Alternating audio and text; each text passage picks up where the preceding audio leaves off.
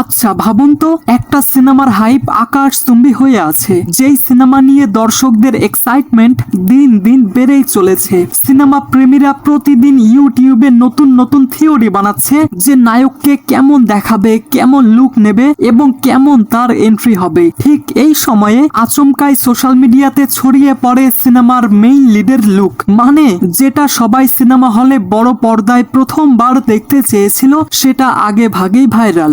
এটা একটা আফসোস। জি হ্যাঁ, আজকে আমি কথা বলবো ঠিক এই ঘটনা নিয়ে। সম্প্রতি সোশ্যাল মিডিয়াতে শাকিব খানের সোলজার সিনেমার লুক ভাইরাল হয়ে গেছে, আর এইভাবে যদি প্রতিনিয়ত শুটিং ভিডিও ভাইরাল হতে থাকে তাহলে এটার কি প্রভাব হতে পারে সিনেমার হাইপ এবং অডিয়েন্সদের এক্সাইটমেন্টে। সমস্যাটা কি করে ফেলাও? তো গাইস, আজকের এই ভিডিওতে এটাই ডিসকাস করব। এইবার শালা কাপাকাপির পালা। আরে চাচা, কাপাকাপি বাদ দিয়ে চ্যানেলটা সাবস্ক্রাইব করুন। আরে বাহ, আপনাকে থ্যাংক ইউ। ওয়েল, এটা আমরা সবাই জানি, শাকিব খান মানেই হাইপ। জানি তিনি যখনই নতুন কোনো সিনেমা হাতে নেন তখনই দর্শকরা শুরু করে দেন গেস করতে, এইবার কেমন চরিত্রে দেখা যাবে শাকিব খানকে, কেমন লুক হবে, শাকিব খান কি অ্যাকশন না রোমান্টিক হিসেবে আসবেন, এমন অসংখ্য গেস তারা করতে থাকেন।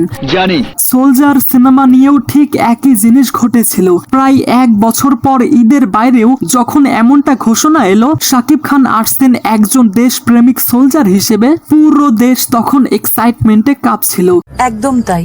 সিনেমার ফার্স্ট গ্লিমস যখন রিলিজ হয় অডিয়েন্সদের চোখে তখন একটাই প্রশ্ন, এই লুকের আড়ালে আসলে কি গল্প লুকিয়ে আছে। তারপর শাকিব খান তার সোশ্যাল মিডিয়া হ্যান্ডেলে এটার সেকেন্ড পোস্টার ড্রপ করেন, আর সেই এক পোস্টারেই অডিয়েন্স বুঝে যায় এই সিনেমা হতে যাচ্ছে 2025 সালের সব থেকে বড় ইভেন্ট। মিলিনি আমার কথা না। ঠিক তখনই ঘটলো অপ্রত্যাশিত কিছু।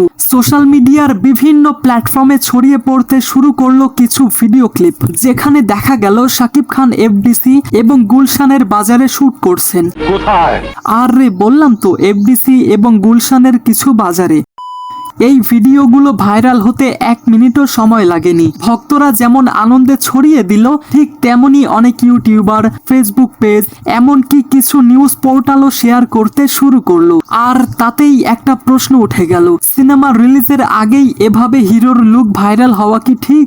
কখনো না। একটা সিনেমার হাইপ তৈরি করা যতটা কঠিন, সেটা ধরে রাখা আরো কঠিন। কোন সিনেমা মার্কেটিং এর সব থেকে বড় স্ট্র্যাটেজি হলো মিস্ট্রি। অডিয়েন্সদের অজানার মধ্যে রাখাই এক ধরনের এক্সাইটমেন্ট তৈরি করে। আসলেই তাই।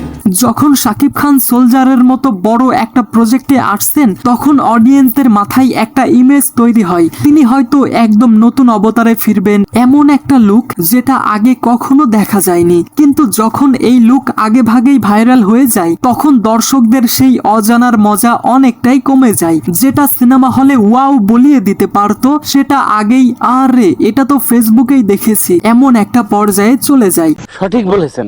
আমরা ঠিক এই রকম একটা উদাহরণ আগেও দেখেছি শাকিব খানের তাণ্ডব সিনেমার ক্ষেত্রে। তাণ্ডবের শুটিং এর সময় অনেক ক্লিপ সোশ্যাল মিডিয়াতে ভাইরাল হয়েছিল, যেখানে শাকিব খানের পুরো লুক, লোকেশন, এমনকি নায়িকার লুকও প্রকাশ পেয়েছিল। ফলাফল কি হয়েছিল? যখন তাণ্ডবের ফোরকাস্ট এলো দর্শকদের অনেকেই এমনটা বলল, সাবিলার সঙ্গে শাকিব যখন শুটিং করেছিল ঠিক এই রকম লুকই তো ছিল, মানে সারপ্রাইজ এলিমেন্ট কোথাও না কোথাও হারিয়ে গেছিল। এবং সিনেমাটি রিলিজের আগেই যদি দর্শকদের আগ্রহ কিছুটা হলেও ডাউন হয়ে যায় তাহলে সেটা কিন্তু ভালো কথা নয়। তাও সত্য।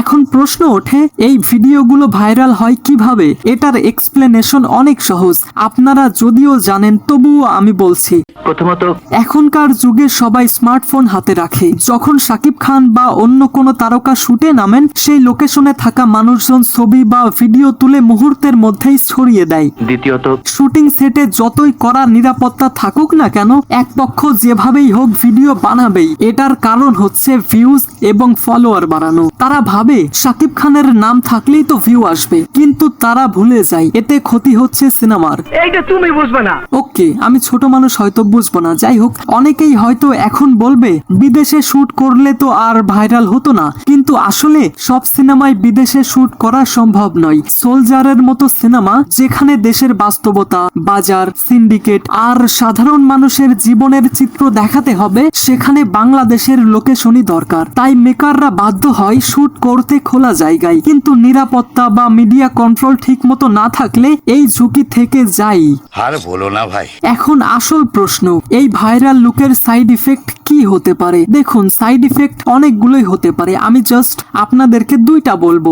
বলেন। নাম্বার 1, সারপ্রাইজ নষ্ট হওয়া, এবং number 2, negative comparison. Viral clip দেখে অনেকেই শুরু করে দেবে সমালোচনা। আর জানেনই তো, শাকিব খানকে নিয়ে সমালোচনা করার লোকের কোনো অভাব নেই। তাদের চুলকানি উঠলে বলতেই পারে, আরে এই লুক তো ঠিক হয়নি, এই চুলের স্টাইলটা মানায়নি, যেটা সিনেমা না দেখেই অনেকের মধ্যে ভুল ধারণা তৈরি করে দেয়। আর কিছু? তবে একটা বিষয় ভুললে কিন্তু চলবে না, এই সিনেমাতে রয়েছে শাকিব খান। শাকিব খান সব সময়ই একজন পেশাদার অভিনেতা। তিনি জানেন কিভাবে নিজের লুক, ক্যারেক্টার সবকিছু প্রেজেন্ট করতে হয়। তাই লুক ভাইরাল হলেও সিনেমা হলে সেই একই চরিত্রকে তিনি এমন ভাবে জীবন্ত করে তোলেন যাতে দর্শক ভুলেই যায় আগেও তারা কিছু দেখেছিল।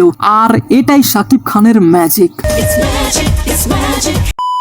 যাওয়ার আগে আপনাদেরকে আরো একটা নিউজ দিয়ে যাই। সম্প্রতি এমন একটা রিউমার উঠেছে যে শাকিব খানের সোলজারের মাধ্যমে ডেবিউ করতে চলেছেন জনপ্রিয় সঙ্গীত শিল্পী Imran Mahmudul. Very good news.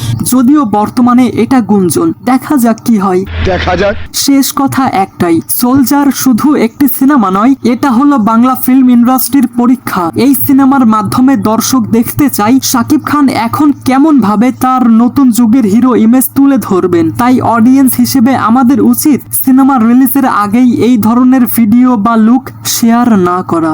চুপ, এ বিষয়ে আর একটা কথা হবে না। তো গাইস, এই সমস্ত কিছু জানার পর শাকিব খান এবং ভাইরাল হওয়া ভিডিও নিয়ে আপনার কি মতামত? আপনার যে কোনো মতামত কমেন্টে জানাতে পারেন। ঠিক আছে, তাইলে চাচা আজকের মতো আমি যাই। হ্যাঁ, তাহলে যাই। Thanks for watching guys.